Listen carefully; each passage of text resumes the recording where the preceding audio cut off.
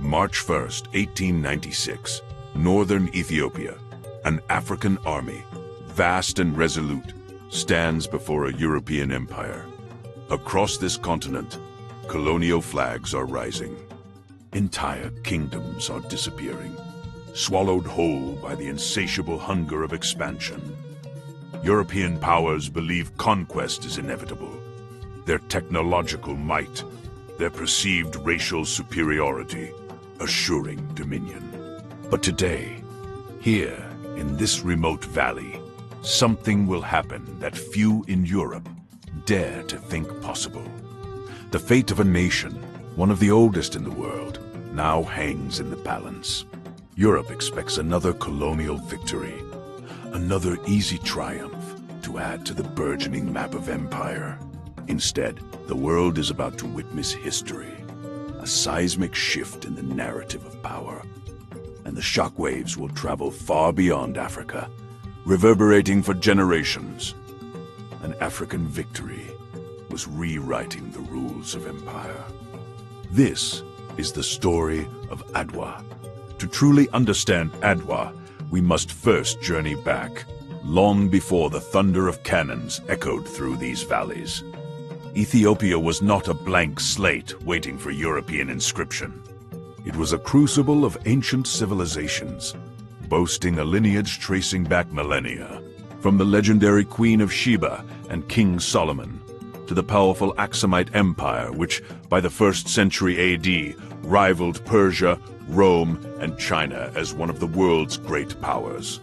Aksum controlled crucial trade routes between Africa and Asia, minting its own coins and developing its unique Ge'ez script. Unlike much of Africa, Ethiopia adopted Christianity in the 4th century, becoming one of the oldest Christian nations on earth. This faith wasn't merely a religion, it was a cornerstone of national identity, profoundly shaping its culture, art, and resistance to external pressures. For centuries, while European powers rose and fell, Ethiopia maintained its independence, a Highlander fortress protected by its rugged, inaccessible terrain, an imposing natural barrier against Ottoman incursions, Egyptian expansions, and even the early probes of European adventurers. This long history of sovereignty, often hard-won against various invaders, fostered a deep-seated pride and an unyielding commitment to self-determination. They had never been colonized. This collective memory, this inherent sense of being an ancient independent nation, would become a formidable spiritual weapon when the true storm of colonialism arrived. The late 19th century witnessed an unprecedented land grab, the Scramble for Africa.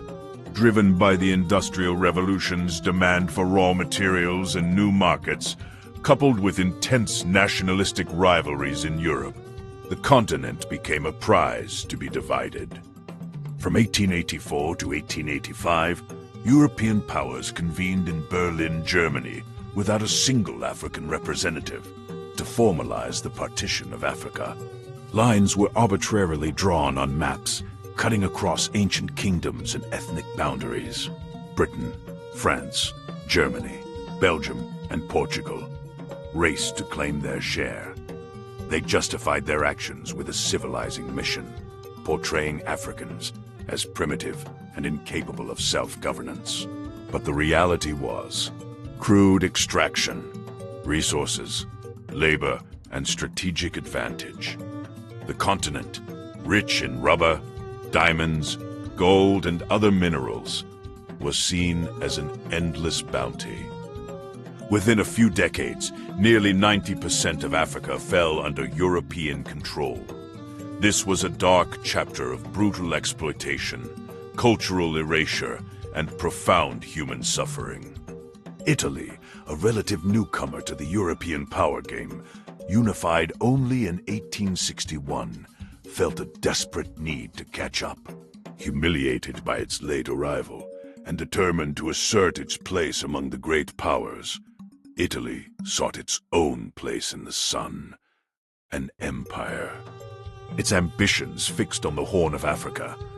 In 1869, an Italian shipping company purchased the Bay of Assab on the Red Sea coast, a foothold that would soon become government territory.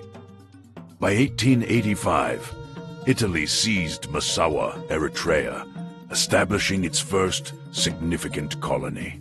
From Eritrea, Italy envisioned a grand East African empire, connecting its new coastal territories with Italian Somalia to the south.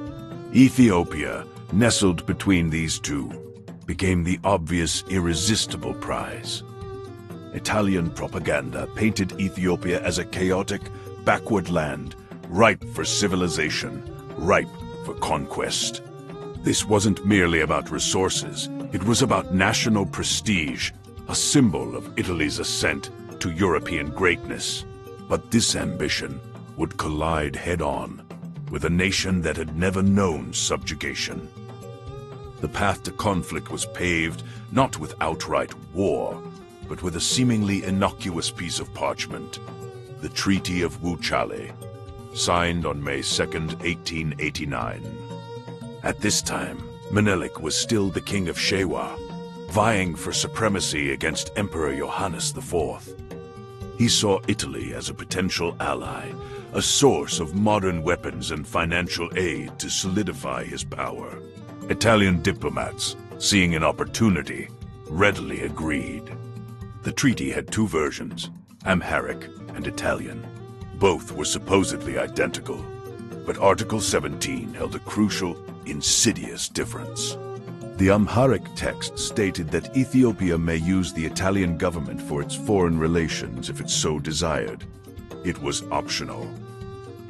The Italian version, however, declared that Ethiopia must use Italy for all its foreign affairs, effectively making Ethiopia an Italian protectorate. This wasn't a mere translation error. It was a deliberate, diplomatic deception on Italy's part, a calculated move to unilaterally assert control over Ethiopian sovereignty. For 2 years, Menelik remained unaware of Italy's interpretation, as he focused on consolidating his emperorship after Johannes IV's death. When the truth finally emerged, that Italy was informing other European powers that Ethiopia was its protectorate, Menelik's fury was profound. He saw through the audacious lie. He unequivocally rejected Italy's claim, setting the stage for an inevitable confrontation. This was not just a diplomatic slight. It was an existential threat. At the heart of Ethiopia's resistance stood Emperor Menelik II. He was no naive ruler, a masterful diplomat and shrewd strategist. Menelik understood the European game better than many of his counterparts across Africa. He had risen to power through a blend of military prowess and political cunning, unifying disparate regional kingdoms under his banner. While others might have dismissed European technology, Menelik recognized its power. He embarked on an ambitious program of military modernization, secretly importing tens of thousands of modern rifles, artillery pieces, and ammunition from France, Russia, Britain, and even, ironically, from Italy itself.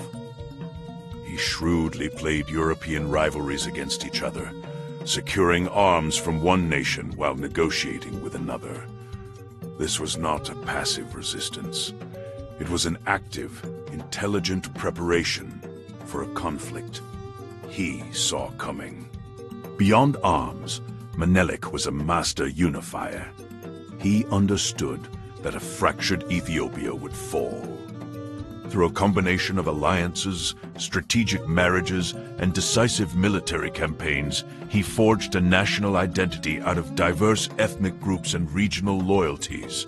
His appeal to patriotism and the existential threat of foreign domination resonated deeply, transforming a collection of principalities into a cohesive nation ready to defend its centuries-old independence. Beside Menelik stood Empress Taytu Betul, a figure of immense power and intellect, whose influence cannot be overstated. Often overlooked in Western historical accounts, Taytu was far more than an empress consort. She was a formidable political and military strategist, an uncompromising defender of Ethiopian sovereignty. Her counsel was invaluable, her voice often the most resolute against Italian encroachment. Legend says that when Italian envoys tried to pressure Menelik regarding the Treaty of Wuchale, Taytu famously retorted, "You want us to cut our country limb by limb? You wish us to hand over our Ethiopian heritage? As far as I am concerned, I will not agree to this. You are attacking my country, and if I am to abandon it, I will not be Taytu." Her words were a testament to her fierce spirit and unwavering resolve. During the war, Taytu did not remain in the palace. She marched with the army, organizing logistics, ensuring water supplies, and managing the vital medical care for the wounded. She rallied women to support the war effort, embodying the national unity required for such a monumental task. She was, in every sense, a co-leader, an empress on the battlefield, a symbol of Ethiopia's collective will to resist. With diplomatic efforts exhausted, Menelik issued a powerful proclamation to his people in September 1895. It was a call to arms, rooted in religious duty and national pride, invoking the centuries of Ethiopian independence. "Enemies have come who would ruin our country and change our religion," he declared. "Our enemies have advanced and are coming to pierce the country. With the help of God, I will smash them." The response was overwhelming. From every corner of the empire, regional rulers, the powerful Rases, responded. Ras Makonnen, Ras Mikhael, Ras Mangasha, and countless others marched their formidable armies to join the emperor. Farmers left their fields, shepherds their flocks, priests their monasteries. It was a mobilization on a scale rarely seen. An estimated 100,000 to 120,000 men, a massive force for its time. This was not a simple gathering of warriors. It was a complex logistical undertaking. Thousands of miles were covered on foot, carrying supplies, food, and water across unforgiving terrain. The army was a blend of the ancient and the modern. Men with traditional swords and spears fought alongside those armed with newly acquired European rifles and artillery. A deep religious and patriotic fervor permeated the ranks, united by the conviction that they were defending not just land, but their very soul. On the Italian side, General Oreste Baratieri, the governor of Eritrea, was under immense pressure from Rome to deliver a decisive victory. Prime Minister Francesco Crispi, a fervent nationalist, demanded a swift triumph to bolster Italy's global standing. Baratieri, however, significantly underestimated the Ethiopian forces. He viewed them as a disorganized horde, technologically inferior, incapable of sustained resistance against a modern European army. This hubris would prove fatal.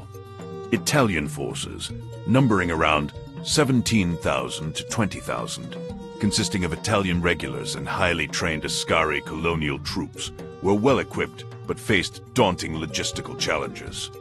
Their supply lines stretched perilously long from their Eritrean bases, traversing harsh, unfamiliar terrain.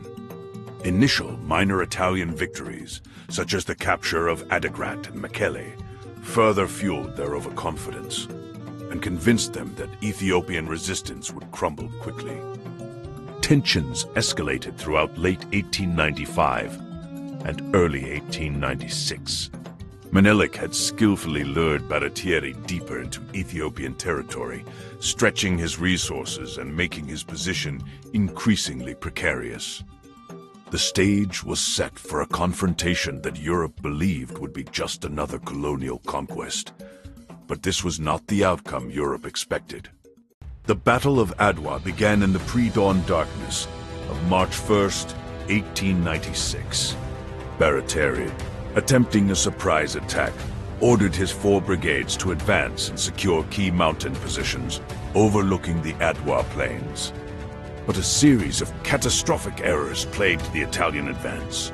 Faulty maps, miscommunications, and the treacherous, broken terrain led the brigades to diverge wildly, creating dangerous gaps in their lines. Instead of a unified front, the Italian force became fragmented.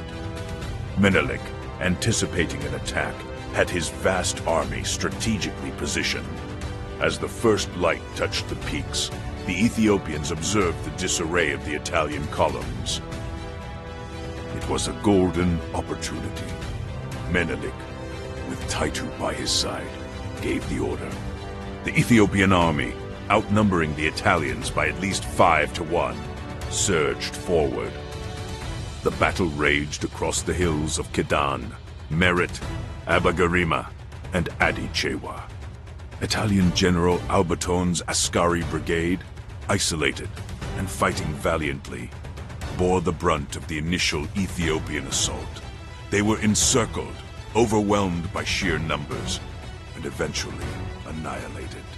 The Ethiopian forces, utilizing their intimate knowledge of the terrain, flanked the exposed Italian columns, turning the Italian advance into a desperate defensive struggle. Empress Taytu was reportedly at the front lines, personally ensuring that critical water supplies reached the exhausted fighters. Her presence was a morale booster, a living embodiment of the national will. Italian artillery, superior in range, was often rendered ineffective by the close quarters fighting and the Ethiopians' ability to exploit the terrain. The Italian command structure collapsed under the pressure, unable to coordinate their fragmented forces. By midday, the Italian defeat was irreversible. Their brigades were systematically dismantled, caught in devastating pincer movements. What began as a strategic advance turned into a frantic, chaotic rout. Soldiers, both Italian and Ascari, fled in disarray, pursued by the triumphant Ethiopian cavalry. The battlefield was littered with the dead and wounded. The scale of the victory was staggering. Thousands of Italian and Ascari soldiers were killed, wounded, or captured. Crucially, vast quantities of modern rifles and artillery were seized, further bolstering Ethiopia's arsenal. This was not just a victory. It was an unequivocal, total annihilation of a European army by an African one. The news hit Europe like a bombshell.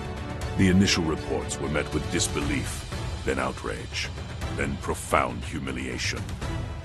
What? Negroes have annihilated a European army?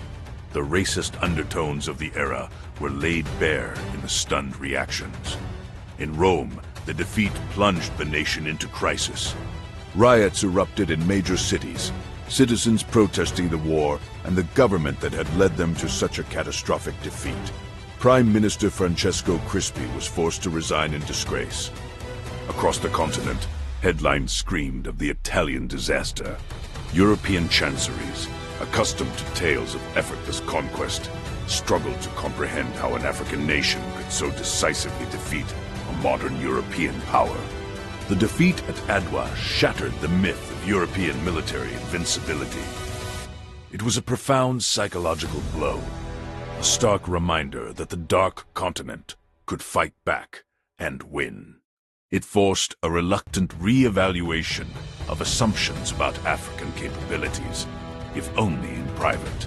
An African victory was rewriting the rules of empire. Adwa was not just a battle. It was a pivot point in history. For Ethiopia, it secured its cherished independence, making it the only African nation, besides Liberia, founded by freed American slaves, to successfully resist direct European colonization during the Scramble. This cemented its unique and revered status on the continent. But Adwa mattered far beyond Ethiopia's borders. It became a powerful symbol of African resistance, a beacon of hope for colonized peoples worldwide.